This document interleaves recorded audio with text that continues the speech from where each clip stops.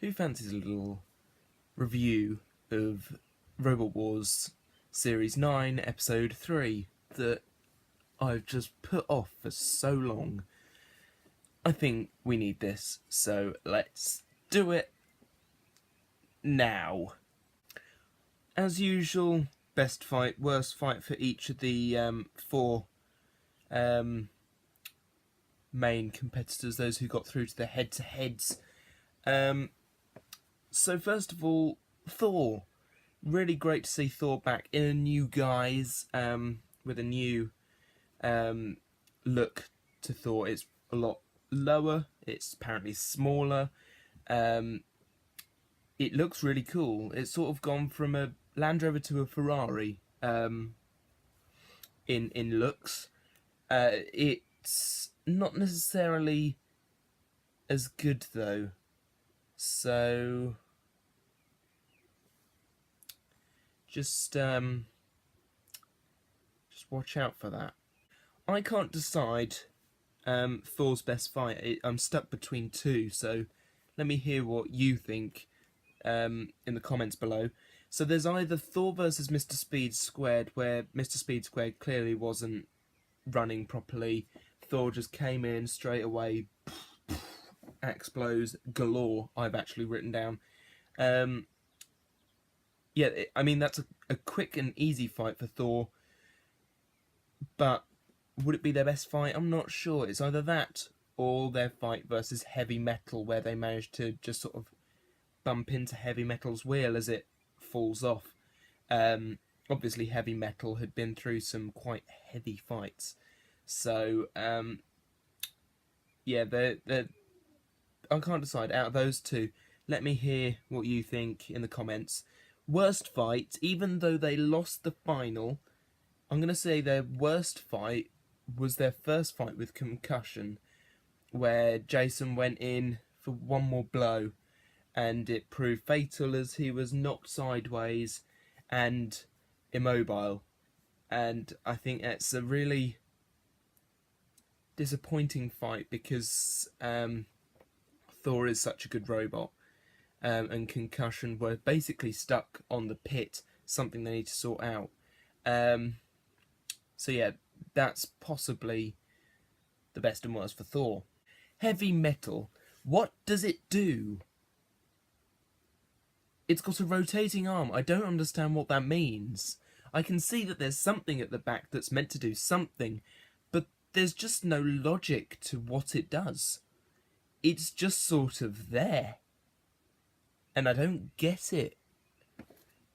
Anyway, Heavy Metal were possibly one of the loudest teams, and they were good. They held the spirit of Robot Wars, I feel. Though their robot was a bit weird, the team themselves held the old spirit of Robot Wars, where people used to get really hyped and excited in the pod. It's something I really love about them getting excited as the fight's going on. It's something with the Apollo boys as well. They're all they're doing this sort of thing and going, yeah, go on, you got him, yes, yes, yes, get out of the way, yeah, yeah. But yeah, apparently they were really loud, so gotta love the Heavy Metal team. Best fight, I think, was probably against Mr. Speed Squared. Getting a win over Mr. Speed Squared, which is a full body spinner, which means you're not going to get an attack on that machine without you being damaged. And they managed it. They do get a little bit of damage, but they managed to get Mr. Speed Squared out of that one. They got the points, did old Heavy Metal, so that was a really good fight. Worst fight is probably versus Concussion, where the wheel came off for the first time. Either that or against Thor, where, depressingly, the wheel just sort of fell off. Again, which do you think? The first time that the wheel fell off, or the second time where it just sort of dropped? It was like, tap, ba-jink. Oh no. It was, yeah. I can't decide out of those two, so tell me. Mr. Speed Squared, or MR Speed Squared. Somebody had trodden on it for this series. It was a lot flatter, which I think is a good thing. I find that it's good that even when I'm building like Lego robots and things like that, they'll often start very big and chunky, and then they'll work their way down. Something like Cyanide, the Lego robot I'm building, or built, I built. I've today been working on again to make it more compact, and I've got a better weapon for it. And I've sprayed it. It's all ready to go. You'll see that in the next building, not buying, and I can't remember what it's called. My next robot build video, basically. So yeah, Mr. Speed Squared. That's where we are. I completely forgot. Mr. Speed Squared. Best fight was probably the heats.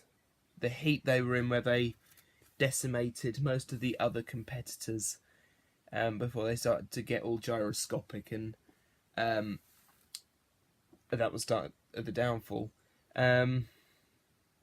So yeah, that's probably the best fight, because the others were all disappointingly slow and dead in the water. I don't think they got any points. I'm not sure though. Any of their other fights were the worst fights. I don't think they won. My notes don't say that they won, so they didn't win. So yeah, worst fight for them was probably any of the head-to-heads, sorry, which is a shame, but there we are. They did do quite well against Concussion, though. I've got to hand it to them about that. The Concussion fight was a tricky fight. The lightest tap from Concussion sent them off into the stratosphere. So it's a shame for them that they didn't do so well.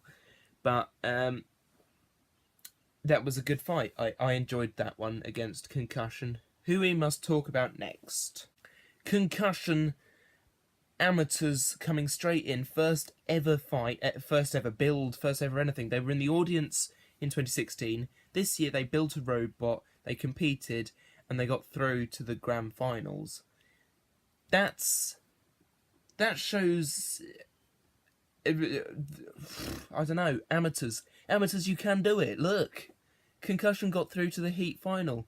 Let's not talk about the heat final, and not just the heat final, in fact, the grand final. Let's not talk about that either, because that'll spoil a future video. How far in the future? I don't know. But anyway, Concussion, yeah, best fight was probably the heat final against Thor. Getting through to the grand final must have been a great moment for them. They did have some other good fights as well. Mr. Speed Squared was not such a good fight, and I'm going to say that's their worst fight, in fact, because that drive just kept burning out, and it caused them a lot of problems, and I think that's possibly one of the problems they had in the heat final. Not the heat final, grand final, that and the addition of a couple more spinners in Carbide and Ironside, pretty big spinners. But yeah, worst fight was probably against Mr. Speed Squared. Best fight, I'm going to say heat final for them. So now let us think about the robots that didn't quite make the cut and where it all went wrong for them. First of all, Chimera 2. Kudos to them, they brought a better robot this time. They didn't have big tyres on them. Their robot had a wedge on it, so it wasn't just going to be stingering it up. They thought about their robot this year, and it's a shame that they didn't do so well, because I don't know, rewatching the episode the other day, because I had to do this review, I sort of felt a bit more sorry for them, as opposed to going, it's poor robot, never mind. I do think that they've put a lot more thought, time, effort into that robot, so it's a shame, and I hope they do come back with something else. The other one in that heat was Tauron. What a shame. I expected so much more from Tauron. A vertical bar spinner, something we don't see very often. and it looks really good. It looks like a bull. Not sure if it's invertible, but invertible. But it does look like a good robot, and I hope to see it back with more power, energy, and just working would be nice. Just working. Skipping to the second heat, Foxic, poor old Foxic, and Craig Danby as well. One single bolt apparently was all it took for the self-righting arm not to work, and it is a huge shame because Foxic was working almost perfectly this year. He was straight in under expulsion. They they were all over the place, or Foxic was all over the place, and not in a bad way. They were darting about the arena, doing what they should be or what it should be, and it's just such a shame that they couldn't self-right, or it couldn't self-right, or whatever. The other robot, again, a real shame, is Expulsion, a school team. I wanted to show my dad that a school team who'd done a DT project could get into Robot Wars and succeed, and they got hit by Mr. Speed Squared, and sort of it, wasn't it? Their weapon was very good. It's something that I've thought about as well as a spinner that is only accessible when it's up to full speed, so it can't be stopped until it's up to full speed, whereupon the blades come out and they start hitting. One thing I did notice, that Dara noticed as well, that they spun it the wrong way, so that when they came out it was sort of like that, hitting, and we all know that that doesn't work. You need to be hitting with the claw side. For example, and I just happen to have the robot drawer down here, robot drawers. With Extremis here, I spin it this way round because I know that the big hitting bits are going to be that point there, as opposed to this point here, which is sort of more protected. It's not going to do as much damage. So yeah, that's the basis of that. But maybe they'll come back with their new robot, which is called Suspension, which looks quite good, I think. I don't know, I've not really seen it. I look forward to seeing it. But there we are. Those are the robots that are gone but not forgotten, and that is the review for this episode. My overall thought of this episode, it was quite good, but I do think it's the turning point of the series. After this, things seem to go a little downhill, but it's hopefully something that they address for Series 10. So thank you all for watching. Please like this video if you enjoyed it. Do subscribe to my channel. Tell me in the comments what you think of each fight, which robot you enjoyed the most, which robot you were most disappointed with, which robot you'd like to see the most of, and which bits you enjoyed out of each robot. So, just repeating myself now, I shall sign off. Thanks for watching. I shall see you again another time for another Robot Wars Series 9 review.